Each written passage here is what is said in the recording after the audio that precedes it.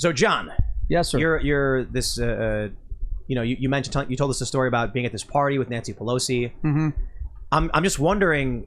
You're here. You're speaking out. You seem rather fearless on these issues. But are there ramifications to being in mainstream U.S. entertainment and challenging the establishment, smack talking them?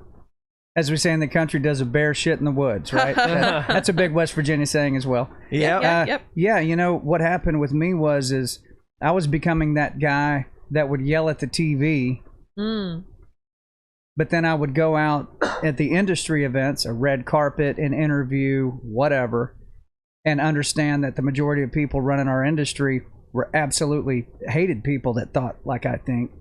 And so I would just shut my mouth, bite your tongue, don't say it in here, and just go back home and yell at the TV again. And at some point, I felt like I was sacrificing my integrity, sacrificing my freedom of speech.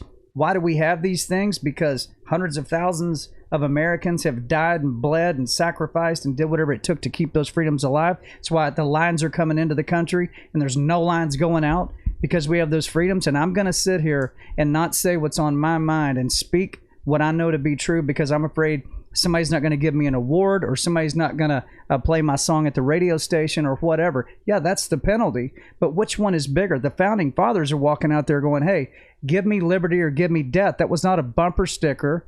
That was not a hashtag. That's what it took to get this country up and running. And if they ever found those guys that signed the Declaration of Independence, they ever found them, they were going to hang them from a tree, burn their houses, kill their families, and erase them from the memory of the earth. But now we're worried about somebody throwing us off of Twitter, or somebody calling us a bad name, or in my case, the music industry not giving me everything that I want to get out of it. At some point, make a call. Decide what's actually important to you. Is your freedom of speech more valuable to you than the approval of the music industry? That's where I got to. Good times. Got two little boys growing up, and they're watching me. And what if I'm dealing with this? What are they going to be looking at in about 15 or 20 years? So I'm the only example they have. Well, what did Pop do when he ran into that, when the government did this, or tech did that, or businesses did this? What did Dad do? Yeah. Did he just yell at the TV and then go play ball? Or did he actually say what he felt? And was he the same guy all the time, 24/7? Did he take his hits? Hell yeah. And he got scars and lost money and lost popularity with a lot of people. But what did he gain? Self-respect, integrity, and he sleeps okay at night. Not like Dad. Good for you. That's why I do it like that. So here's my question, though. Tremendous respect for all of that. Do you fear, they'll try to come after your kids, or you might put your kids at harm? They better fear ever coming after my kids. I love it. Because I'll let you. Very good answer. I'll let you come after me all you want to. You leave my family alone. We will die for our families. We'll die. If you said, John, you were them, snap your fingers and take me out of here. I mean, right now.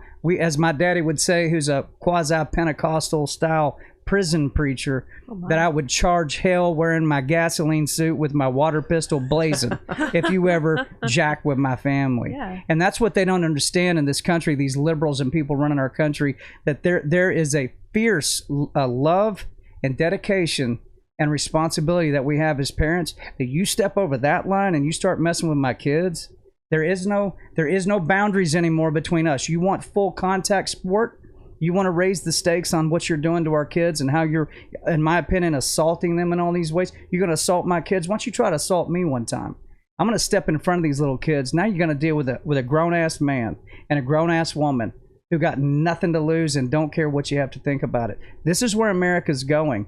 Whatever look I have in my eye right now, because I know what I'm saying, I'm feeling it down in my guts. That is what tens of millions, if not more, Americans are feeling right now, regardless of their politics, regardless of who they voted for or what they think about Trump or Biden. You mess with our kids, you got a world of hurt coming your way this fall. They're messing with kids. Good for you, man. You've got these teachers now bragging on social media about how they want to talk about their sex lives with children. And it's the weirdest thing to me that they're trying to normalize the idea that 5, 6, 7, and 8-year-olds are talking to their teachers about their teachers' marriages or relationships. That never happened for me when I was in those grades, because Florida is where the big conversation started, the Parental Rights and Education Bill. When I was 5, I remember the names of all my teachers. Actually, I don't remember the name of my second grade teacher. I'm sure someone in my family does. But I remember these teachers. I had no idea who they were married to. I had no idea what they were doing. I was 5. I was 8. I was 9. When I was 12 or 13, I learned about my teacher got married. That's all I learned. She was out one day. A substitute came in. Why? Oh, she got married. Oh. Mm-hmm. They didn't come into the classroom and say, I want to tell you all about my relationship with my husband and our honeymoon. Never happened. Yet now this is what they're saying. Oh, but it's totally normal. Like, I need to explain to these kids, like, what it means. Well, you don't. I mean, first of all, the parents can. And this can be handled during normal sex ed if the parents think that's what the school should be doing. But they're actually arguing for the right to have conversations with your kids about sexual issues in secret. Telling those kids, don't tell your parents. So this is happening. Are you homeschooling? No. Do you want my to? Kid, no, because I found a school that won't put up with it. And so that's where my kids go. But let's just take that conversation out of the classroom, shall we? Let's go to a public park and your kids are playing over by the monkey bars and a couple of adults walk up and start showing them those books with those pictures and having that conversation with them. What would happen to those adults in that public park? They would be arrested by the cops. They would be arrested and hauled off to jail. So if you look under the American Bar Association, when it goes into the word grooming, which is the big word right now, which is accurate in my opinion, it says, and Seventh Circuit Court of Appeals actually has this perfect. Please go look it up. That it is not a defense to say that you are putting explicit, pornographic, or obscene material in front of a child under the guise of education. It has already been stated. It has already been solidified. You do not get to hide behind the veil of education, and that shields you from something that outside the school would be considered a felony. Mm-hmm. Well, this doesn't work that way. So this game they're playing, the only way you short circuit that is at some point, parents are going to have enough of it, and they're going to go, you know what? Did you show this to my kid? All right, turn around, put your hands behind your back. Let's take it to the workplace. I think it was Robbie Starbuck who tweeted this. If you talked to another coworker about what these teachers are talking about, you would be sued for sexual harassment. Yep. That's absolutely Hands right. Down. Right. I mean, because these books, some of them have shown relatively graphic images. They're like descriptive, instructional. Pictorials. Yeah. If you went to the workplace and take a look at this book, they'd be like, okay, I'm going to the boss. The boss is going to be like, I'm letting you go. Mm-hmm. Why are you showing these images? But in the school to children, they're arguing it's okay. Under the guise of education. What I'm telling you is that's already been established. There's people who have already tried to use that defense in the highest courts in our land, and they were not upheld. Well, people need to go after these teachers and file suits, file charges, whatever they have to do. Absolutely. On top of that, another thing that people are failing to acknowledge here is that one of the core elements of grooming is trying to separate the child from their parents. So by definition, having secret conversations with children, especially secret conversations about sexuality, is grooming. And I think everything you just said a moment ago was put very beautifully. And so many people in this country feel that way. And I think the left is going to start to realize that they've really woken a sleeping giant, because they're completely incapable of understanding other perspectives. All they know and understand is obedience to the party line and loyalty to their sick set of principles and what their ideological allies tell them to believe. I think many of them don't have close familial relationships, which is part of why statistically they actually are more likely to experience mental health issues. And so they can't comprehend the bonds that exist between good and healthy families. They have no idea what's coming their way if they continue to push on this. Well, I think if you go back in time, we were talking about several hundred years ago where the dad's armed. Maybe he's got his single shot, flintlock or something like that, or a sword or a knife or something, because you never know. You got to defend yourself, your friends, your family. People without families were much less likely to survive. Mm-hmm. That's just, humans are social beings. Our families and our tribes are how we survived, and that's why we have such a strong social desire to be a part of the culture and the tribe, because if you weren't, you didn't survive. We now have an expanding society of familyless individuals. They have some friends, they hang out, they're in their 30s, they're not in relationships, they're single, they live in apartments.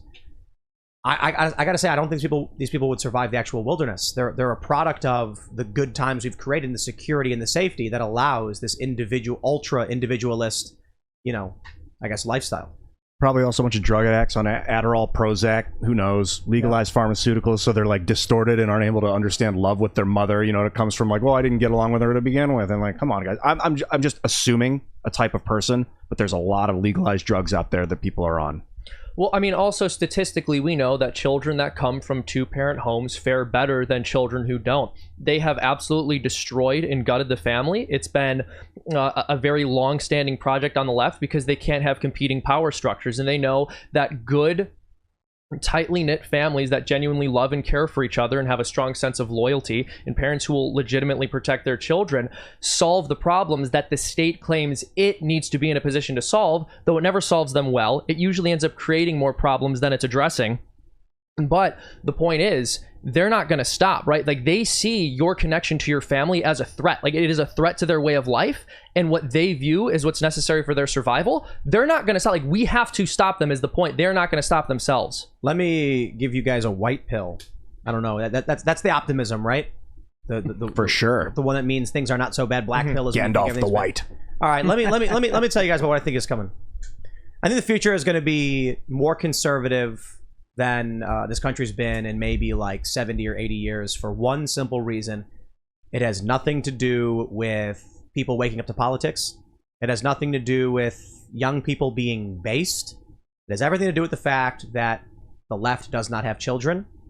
And if they do get pregnant, they are substantially more likely to abort their children. Kill their baby, yeah. So back in the early 2000s, conservatives were having about 2 kids for every 2 parents, so they were it was stable. Liberals were having 1.7 kids, so typically a family would have 1 kid, maybe 2. Now we see it in the polls that Gen Z is a tad bit more conservative than millennials, but millennials and Gen Z are still relatively progressive compared to Gen Xers and Boomers. What happens in 20 years from today? The birth rates collapsed, but conservatives still have a lot of kids. Maybe less on average than they did before, but way more than liberals. If the left can't indoctrinate children in schools, they cease to exist within maybe 40 years. Exactly. It's necessary for their survival. You know what happened when the Roman and immigration, when the Roman Empire failed and all the slaves were basically when the Roman slave system ended, a bunch of those people went out to the farms and started working for the farmers and became their workers. It's more nuanced than that, and I would highly recommend looking into this, because if the economy fails and all these people come out of the cities, these liberal weirdos that don't have families or whatever, they're going to be looking for work, and they're going to be basically put down, but they're going to be put on the farm to get to work, and they're going to be overseen, and then they're going to be, you pay them whatever you want at that point. Do you think they're useful enough to use on a farm? Well, yeah, no. I gotta disagree, bro. Like, there's a lot of people in cities who could come and do basic farm work, but I tell this story all the time. Let me ask you, John.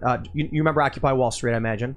Sure. During Occupy Wall Street, a bunch of farmland was granted to Occupy Wall Street, and so a bunch of these young people were like, I want to get off the grid.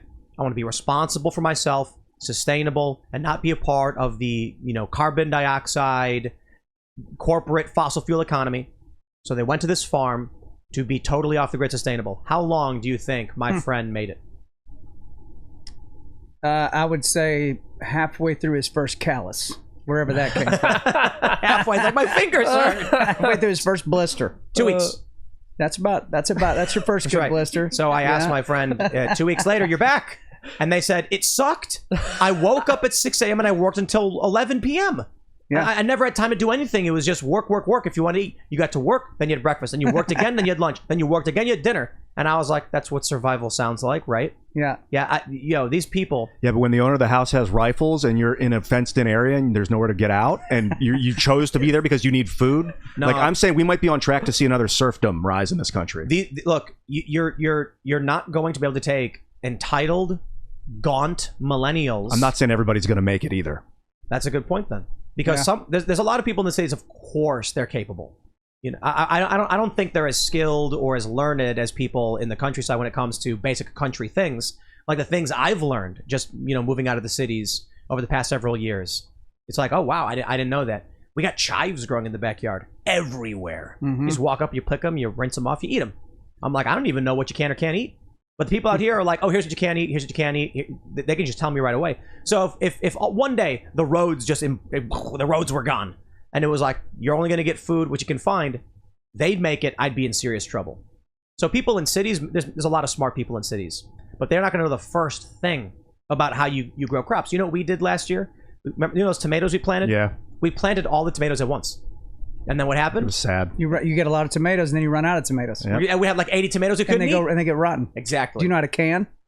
No. Oh, you got to learn how to can, man. But we do preserve. Can man. We No, do you got to learn how to can. This is going to be our party while we're out here. You're just going to teach Canning us party. this stuff. I'm going to So take that you we're guys out to fun. my Canning party spot at in the John's woods and house. teach you how to do some. But we make preserves. That That's was good. fun. I got Well, mulberry it's tree. similar. It's Yeah. very similar to that. You just put tomatoes in it next time. There you go. Or potatoes, whatever. Thanks for checking out this segment from the Timcast IRL podcast. If you want to watch live, you can check out this channel Monday through Friday at 8 p.m. And don't forget to smash that like button, subscribe to this channel, and if you want more unfiltered and uncensored content with all of these guests, go to timcast.com and become a member. All of these guests you know and love in exclusive segments on our website where we are unrestricted in what we talk about, so you'll definitely not want to miss it. Thanks for hanging out. We'll see you all next time.